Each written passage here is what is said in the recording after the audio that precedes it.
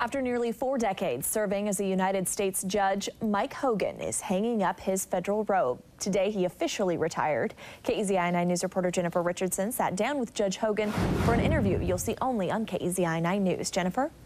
Judge Hogan didn't choose Halloween for his retirement day for any other reason than it fell on the last day of the month. Yesterday, he handed down his last sentence, and he sat down with us to reflect on his legacy and life's work. Well, I love the courts, and I love this country. It's that passion Judge Mike Hogan has carried with him since he was appointed as a part-time federal magistrate, part-time bankruptcy judge at age 27. That made him the youngest federal judge in the United States.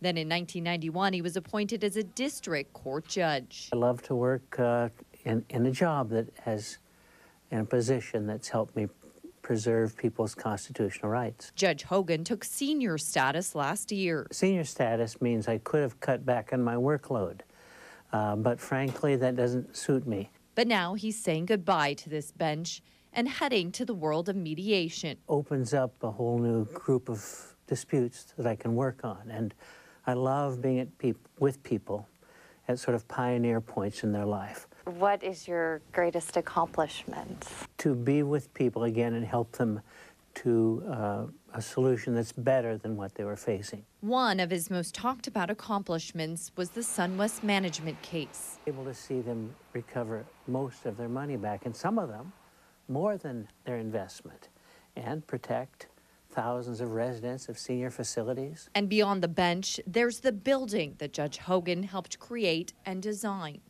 When you go to work and you see it, what do you see? An emblem that reminds you of the federal courts and the federal government. I think it's the most important building that represents the federal government between Portland and San Francisco. But there is a darker side to this job, and sentencing always carries a heavy burden. And the judge who sort of started me in this business said, oh, it's really easy. You just go in your bathroom, you lock the door, and you cry and you pray. So it's heavy mantle, but sometimes you do help people, and that's fulfilling. And this fulfilling job, he says, couldn't have happened without his family and trusty judicial assistant, Mary Pat Piazza, who after 31 years of service to Hogan is also putting down the pen. I've met angels in my life, and so I think you could say Mary Pat's one of those. What I've learned in those 31 years, especially working for Judge Hogan, is you don't have to be jaded, because there is hope and redemption and a lot of forgiveness. And on a lighter note, Judge Hogan sure can run a mean tailgate.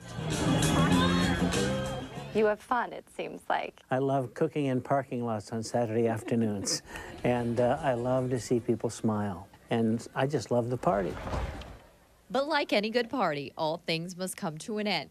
For Judge Hogan, leaving his robe behind leaves us with one last lesson. For a small-town boy to have the chance to serve as a United States judge and impact their community is a wonderful thing. And so the legacy, I suppose, is that really can happen to anyone. You work at it, you make yourself available, and good things can happen. And you can see more of our interview with Judge Mike Hogan on our website at KEZI.com. In the studio, Jennifer Richardson, KEZI 9 News.